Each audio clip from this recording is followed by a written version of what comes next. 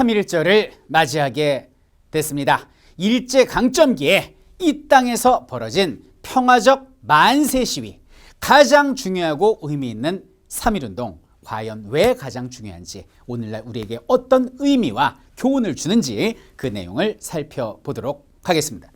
3.1운동은요 1919년 3월 1일 날 벌어지게 됩니다. 이 1919년이 기민년이에요. 간제로 기민년. 그 3.1운동이 왜 벌어졌는지 그 배경을 한번 살펴보도록 하겠습니다.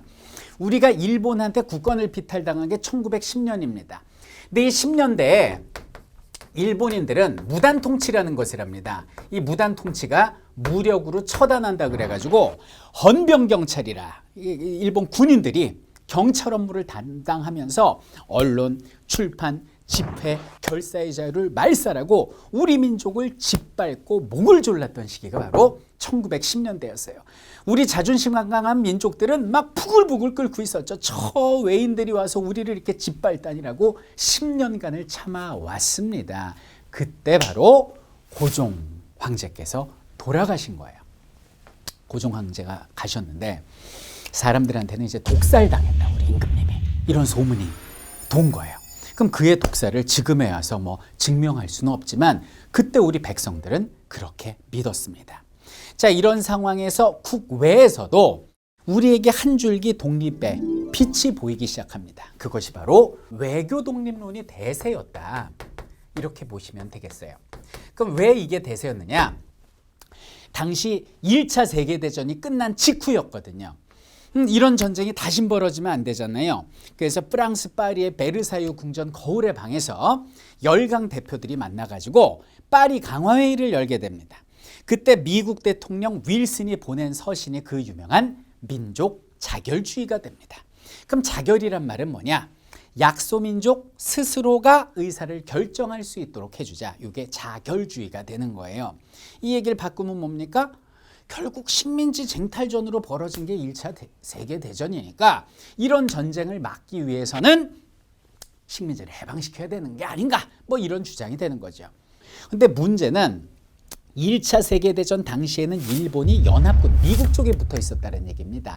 결국 일본에게 지배당하던 우리나라에는 해당되지 않는 내용인데, 사실 뭐 사람이 그렇지 않습니까? 뭐 듣고 싶은 대로 들리고, 이해하고 싶은 대로 이해하는 거죠. 우리 백성들은 야, 이 미국 대통령 윌슨이가 우리를 독립시켜 준대요, 이런 식으로 받아들인 겁니다. 듣고 싶은 얘기만 들은 거죠.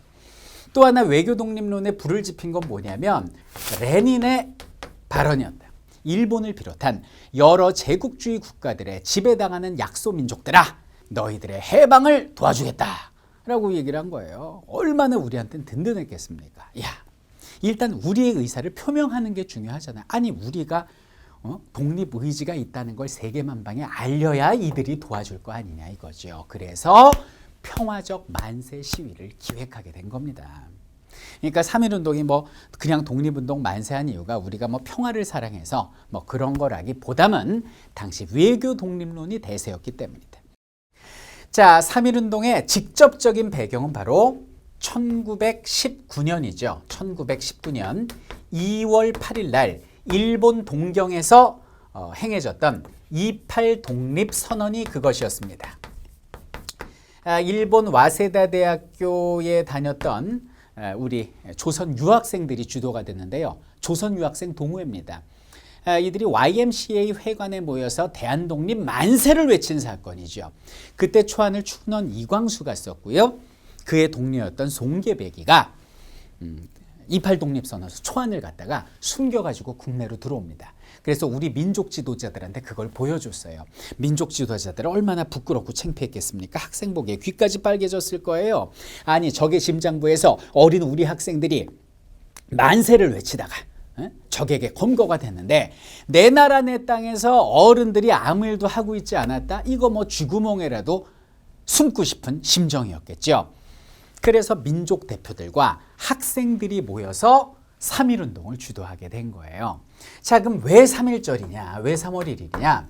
원래는 3월 3일 날 하기로 했습니다. 근데 3월 3일이 고종의 인산일입니다. 근데 황제의 장례식 날 우리가 이런 시위를 벌인다는 것은 좋지 않다라는 당시 그 민족 대표 33인들이 기독교, 불교, 천도교에 그 천도교가 이제 동학이라고 우리 민족 종교거든요. 요 세 민족 지도자들의 연합체였어요. 이제 천도교 계열에서 반대한 거지. 이거는 예의가 아니다. 황제에 대한 돌아가신. 그러면 어떻게 하느냐? 그래서 3월 2일로 하죠. 3월 2일. 이렇게 된 거예요. 근데 3월 2일이 일요일이었습니다. 그러니까 또 민족 지도자 중에 기독교 대표들이 반대를 해요. 이 주일날 그건 뭐 하는 거예요? 우리 예배 드려야 된다. 아 그래? 그럼 3월 3일 어떠냐? 3월 1일 어떠냐? 3월 1일. 3월 1일 좋다. 이날 토요일이니까 사람도 많고 요때로 하자. 그럼 그때나 지금이나 사람이 어디가 제일 많아요? 그렇죠. 종로죠. 그래서 종로에는 파고다 탑골공원에 모여서 우리가 만세운동을 하자. 이렇게 된 겁니다. 이것이 그 유명한 3.1운동의 바로 1단계가 되겠다. 점화의 단계다 이런 얘기입니다. 자, 1단계는 누가 주도를 합니까? 민족 대표 33인과 학생들이 주도를 하는데 그 이유는 뭐냐면 1910년대는 일본이 무력으로 처단하는 통치였기 때문에 하여튼 뭐 집회 결사의 자유가 없어요. 세 사람만 모여서 얘기를 하면 당장 군합발이 날라왔습니다. 근데 보면 합법적인 집회가 뭐예요? 절, 교회. 합법적인 모임 장소가 학교죠. 그래서 민족 대표와 학생들이 주도를 하게 되었다는 겁니다. 자, 근데 놀라운 사실은 그 3.1운동 당일날 현장을 이끌었던 건 민족 대표가 아니라 바로 우리의 어린 학생들이었다는 것입니다. 자, 무슨 얘기입니까? 민족 대표들이 당시 파고다 공원으로 오다가 발길을 돌리게 됩니다. 이게 그 유명한 미스테리한 사건이에요. 왜 그랬는지 저는 지금도 이해가 안 됩니다. 교과서에서는 전에 뭐라고 썼었냐면 사람들이 너무 많이 모이니까 일이 커질 것을 우려해서 발길을 돌렸다라고 하는데 그럼 일이 커질 걸 우려하면 뭐하러 파고다 공원에서 만세 시위래요? 화장실에서 혼자 대한독립 만세하면 되지? 이해가 안 갑니다. 그래서 당시에 어디로 가냐면 우리나라의 1호 서양식 술집이었던 태화관으로 향합니다. 술집에 갖고 거기서 대낮부터 낮술 판을 벌인 거예요. 그리고 거나하게 취해가지고 조선총독으로 전화를 합니다. 내가 누군지 알아? 민족 대표야. 우리 당장 데려가라고 거기서 자수를 해요. 그래갖고 인력걸 대령에 나 인력가 안 탄다고 막 난리를 쳐가지고 그 당시에 몇 대 있지도 않은 택시를 대령하고 택시 타고 편안하게 스스로 잡혀 들어가신 분들이 민족 대표들이다. 자, 우리 학생들은 어떻습니까? 순진한 학생들 아무리 기다려도 시간에 맞춰서 어른들이 오질 않는 거예요. 겁이 났겠죠. 야, 우리 그냥 가자. 무섭다. 어른들도 없는데 우리끼리 뭘 해? 뭘 하긴 뭘 해? 독립만세 해야지. 그러면서 한 학생이 연단으로 뛰쳐 올라갑니다. 그리고 기미 독립선언서를 담담하게 읽어 내려가기 시작합니다. 그때 군중들이 놀라서 뭐야 그러면서 모이게 되죠. 이때 동료 학생들이 미리 준비해온 기미 독립선언서와 태극기를 나눠주기 시작합니다. 태극기. 손에 들고 싶어도 들 수 없었던 우리 민족의 상징 태극기. 이 태극기를 쥐는 순간, 기미독립선언서를 읽는 순간 당시 우리 백성들은 가슴 그 깊은 곳으로부터 뜨거운 불길이 올라오는 것을 참을 수가 없었습니다. 한 사람이 나지막히 소리칩니다. 대한독립만세. 대한독립만세. 온통 사람들이 그때부터 목이 터져라 지난 10년 동안 억눌렸던 감정을 대한독립만세로 표출하게 됩니다. 당황한 일본의 헌병 경찰들이 말을 타고 뛰어와서 총을 쏘고 그리고 칼로 내려쳤지만 우리는 팔이 잘려나가고 목숨을 위협받는 상황에서도 우리는 대한독립 만세를 외쳤다라는 것입니다. 2단계는요. 중소도시로 1단계가 서울에서 시작됐다면 2단계는 중소도시로 번져 나갔습니다. 학생들이 동맹휴학을 하고요. 고향으로 내려와서 역시 학생들이 주도를 하고 여기에 함께 참여한 분들이 바로 상인들하고 노동자분들이 참여를 하게 됩니다. 자, 그리고 3단계로 번지게 됩니다. 이 3단계 같은 경우는 농촌으로 확산되게 되죠. 농촌 확산 단계. 지난 10년 동안 가장 일제 고통을 당한 것은 우리 농민들이었습니다.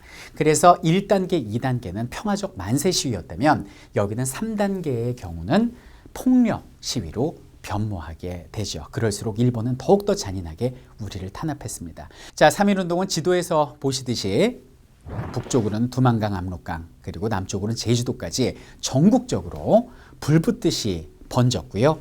미국, 연해주, 중국에 있는 만주, 일본까지 전 세계까지 여기는 3.1운동이 번져 나가게 됩니다. 일제강점기 35년 동안 벌어졌던 민족운동 중에 가장 큰 규모의 운동이었다라고 보시면 되겠고요. 그 결과 일본의 통치 자체가 바뀌게 됩니다. 일본은 본래 무단 통치를 했었는데 조선민족은 무력으로 처단하면 이렇게 자신들의 의사를 표현하는 민족이구나라는 생각에 이른바 소위 문화 통치로 좀 부드러운 통치로 바뀌게 되는 결과를 가져오게 되고요. 그리고 독립운동에 자신감을 가진 우리 민족이 다양한 독립운동을 하게 되는 계기가 됩니다. 이때부터 의거 활동, 여러분들 들어보셨죠? 이봉창, 윤봉길의 의거, 그리고 무장 독립전쟁, 김좌진, 홍범도 들어보셨죠? 이런 모든 의거 활동과 독립전쟁과 여러 가지 계몽운동들, 다양한 독립운동들이 여기는 3.1운동에 자신감을 얻어서 생겨난 민족의 운동이다라고 보시면 됩니다. 역사에 만약이라는 가정은 없지만은요, 3.1운동이 없었다면, 실패했다면 그 이후에 우리가 알고 있는 민족운동은 장담할 수 없었대. 그리고 당시 제국주의에 핍박받던 여러 약소민족들에게도 용기를 줍니다. 3.1 운동 직후에 있었던 5월 4일이죠. 중국 반제국주의 운동, 5.4 운동에도 영향을 끼치고요. 당시 영국에게 지배당하던 인도의 마하트마 간디의 경우도 우리 3.1 운동을 롤모델 삼아서 무장 비폭력 운동을 벌이게 되니 가히 일제강점기 최고의 운동이다라고 말할 수 있겠습니다. 광복한 지 70년이 지난 우리 여기는 태극기와 대한민국의 소중함을 너무 등한시했던 게 아닌가라는 생각을 해봅니다. 다시 한번 이 나라를 광복해 하고 되찾아주신 우리 선배들의 만세운동에 존경과 감사의 마음을 표합니다. 대한독립 만세! 대한민국 만세입니다.